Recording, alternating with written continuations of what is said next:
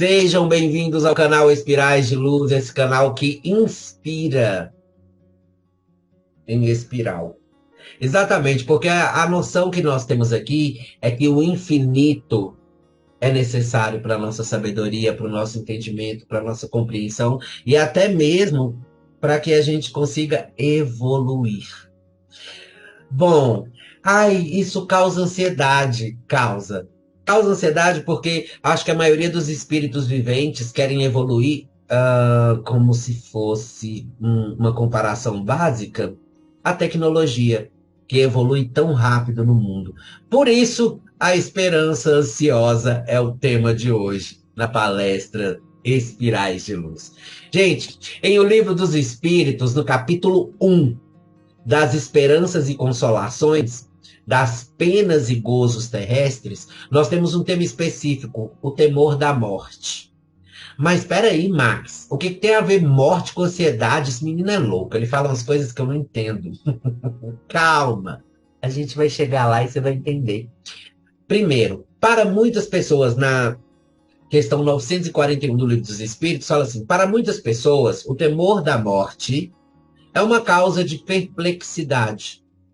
Donde lhes vem esse temor, tendo elas diante de si o futuro? Aí ele responde, eu vou ler, estou lendo com o vocabulário português do Livro dos Espíritos e vou fazer a minha explanação para vocês entenderem o que eles querem falar. Falece-lhes fundamento para semelhante temor. Mas, que queres? Se procuram persuadi-las quando crianças, essas pessoas, né, no caso que nasceram ali, de que há um inferno e um paraíso e que o mais certo é irem para o inferno. Visto que também lhes disseram que o que está na natureza constitui pecado mortal para a alma. Sucede então que, tornadas adultas, essas pessoas, se algum juízo têm, não podem admitir tal coisa e se fazem ateias ou materialistas. E são assim levadas a crer que além da vida presente, nada mais há. E é verdade isso, é uma situação bem complicada. Quanto aos que persistirem nas suas crenças da infância, esses temem aquele fogo eterno que os queimará sem os consumir. Ao justo, nenhum temor inspira a morte, porque com a fé tem ele a certeza do futuro. A esperança fala contar com uma vida melhor e a caridade, a cuja lei obedece, lhe dá a segurança de que no mundo, para onde terá de ir, nenhum ser encontrará cujo olhar não lhe seja de temer. Gente, para começar a falar algo, a gente tem que sim falar sobre culturalmente nossa sociedade está embasada em conceitos, em histórias que são muitas delas fictícias, invenções do próprio homem, e muitas outras são situações que te levam até mesmo a falhar com você mesmo. Para vocês entenderem. Na área da psicologia, nós temos uma palavra chamada resiliência, tá? É a capacidade de uma pessoa de lidar com seus próprios problemas, vencer os obstáculos e não ceder à pressão, seja qual for a situação. Então ele não cede, ele encara, ele enfrenta, ele está ali encarando as coisas.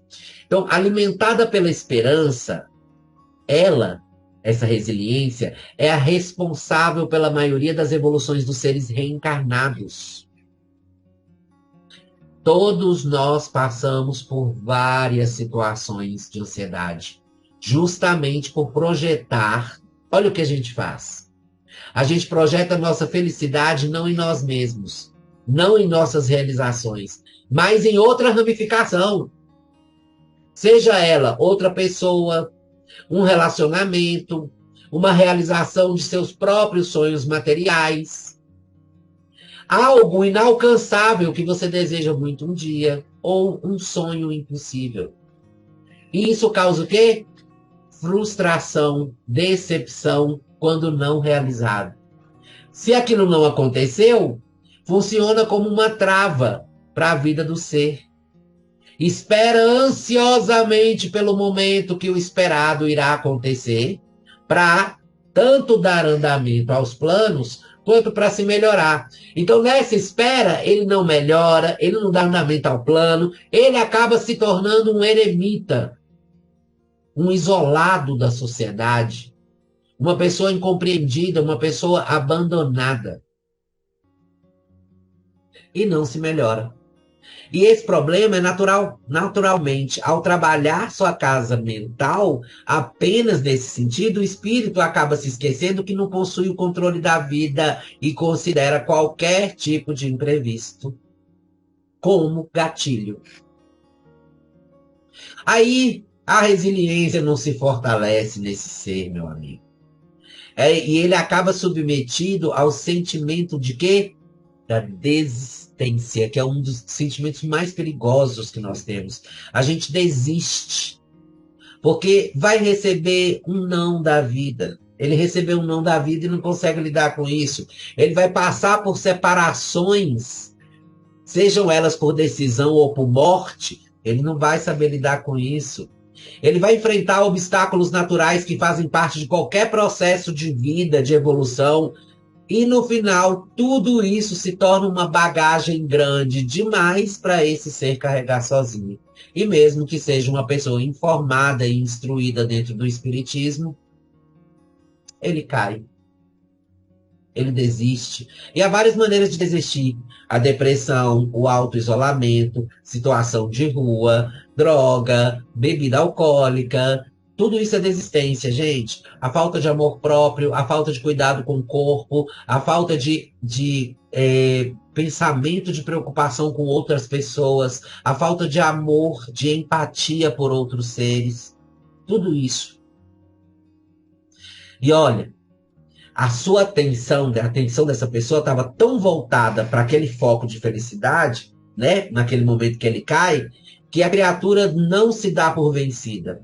Ele sucumbe à vontade das influências inferiores atraídas pela sua psicosfera, aquela energia que circunda o nosso corpo, criada por ele mesmo, de baixo teor energético.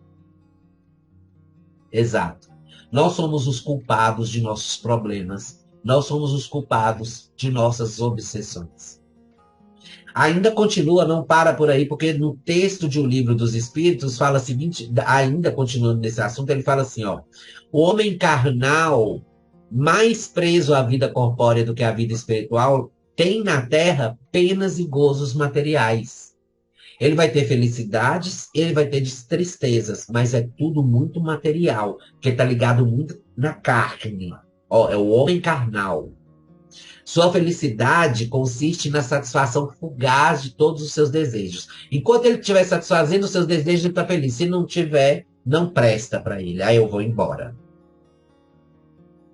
Sua alma constantemente preocupa e vive na angústia, porque aquelas vicissitudes da vida se conservam numa ansiedade, numa tortura perpétua. É tipo assim, ele fica esperando o tempo todo que as coisas aconteçam da maneira dele.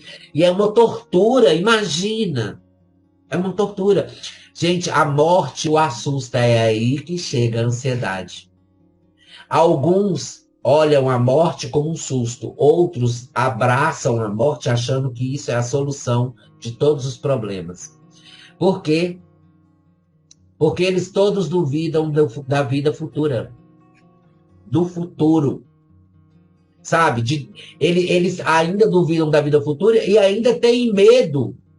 Os que têm medo da morte têm medo de deixar no mundo todas as suas afeições e esperanças. O homem moral é diferente do homem carnal. O homem moral, ele se coloca acima das necessidades factícias criadas pelas suas paixões. Neste mundo, ele já experimenta os gozos que o homem material desconhece.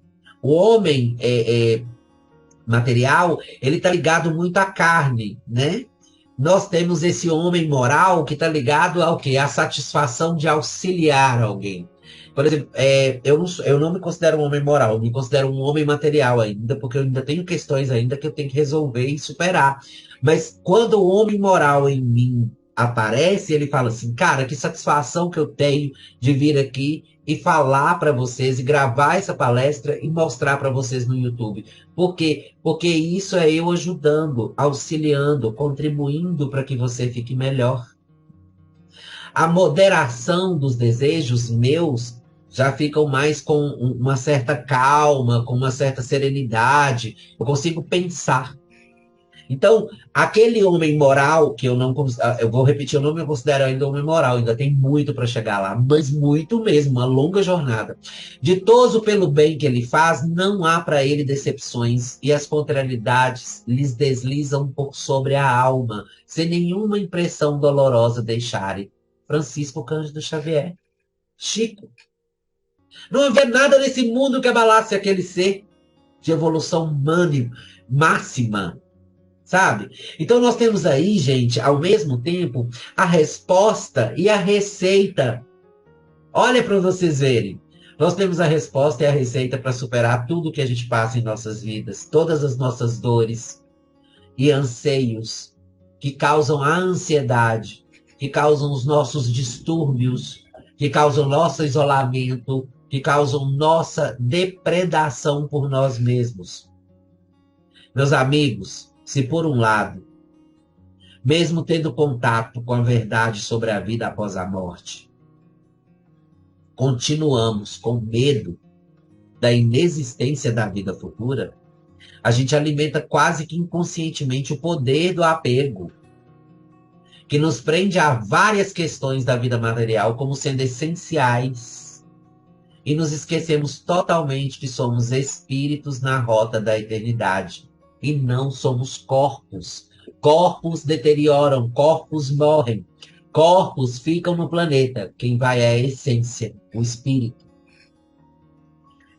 Nesse ponto, temos a chance de acordar. Sabe o que é o acordar? O acordar é um ato que se assemelha muito com aquele momento que a pessoa descobre que... Como é que eu vou falar isso, gente?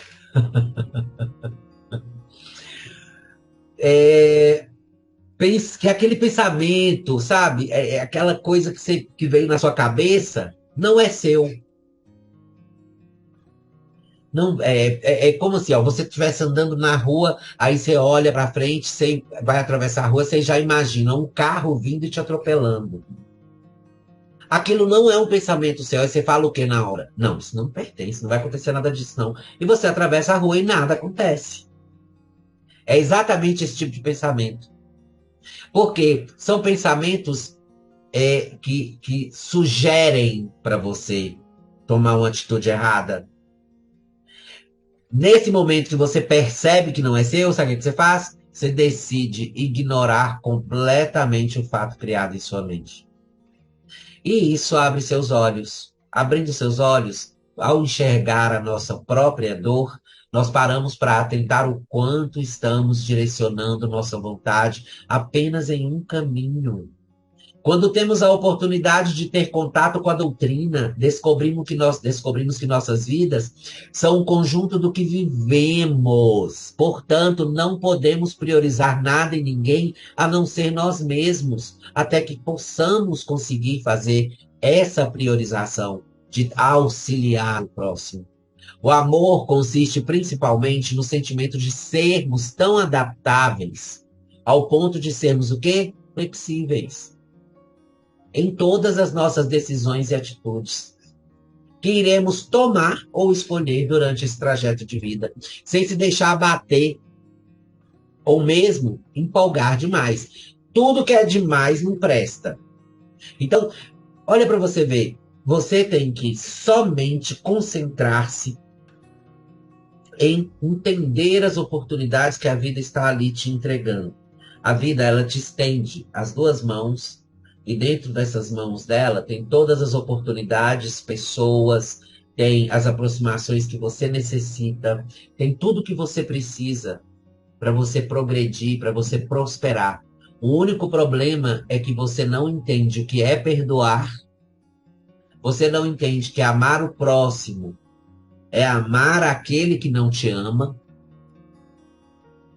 E aí você simplesmente age por egoísmo, por orgulho, e toma decisões erradas e acaba só. Olha, eu sei que falando assim parece fácil, concorda? Falando assim parece fácil. Mas apenas quem vive na própria pele consegue entender o quanto é difícil travar uma luta entre a razão e a emoção dentro da sua própria mente.